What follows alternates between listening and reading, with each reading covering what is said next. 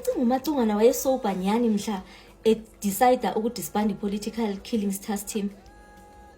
Ningalibali kwakuzi 31 zika December. Kwakupha kwipasi emva kwensimbi yesihlanu. Wayesober nyani?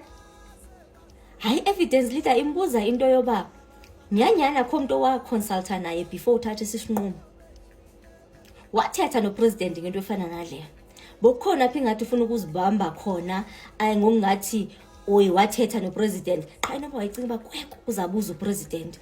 Wajika khona wathi wa briefa upresident ngoJanuary okanye ngoFebruary akasekho sure ncam. So seke izilungise nje fast. So basically akazange ayidiscuss no president lento before eyenza. Okay. Masize komkhwanazi ke ngoku. Awuzange nje sibone isidingo soba uke uthethe nabo ngento efana nale before uyenza ubabizele nje meeting. Hayi akazange sibone isidingo.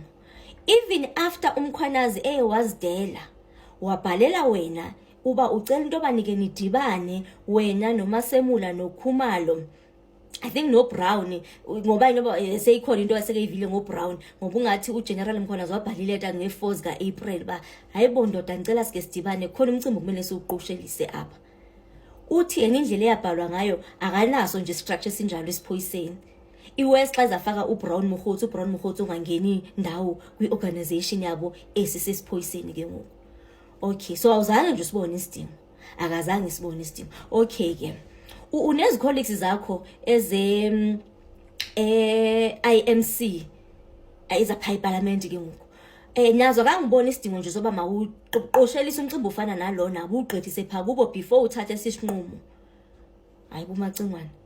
Abuye uMacungwana phofu utsho ngokwakhe into oba wayesopa engabuzwanga ngumuntu ne uba wawusopa na uvele wazitshololo. Hayibo ndamthanza uevidence leader. Wathi yena wayengazazi negama nge31 elo xesha. Njoba uMacungwana wayesopa wayengazazi noba kuyiwa kweliphi icala.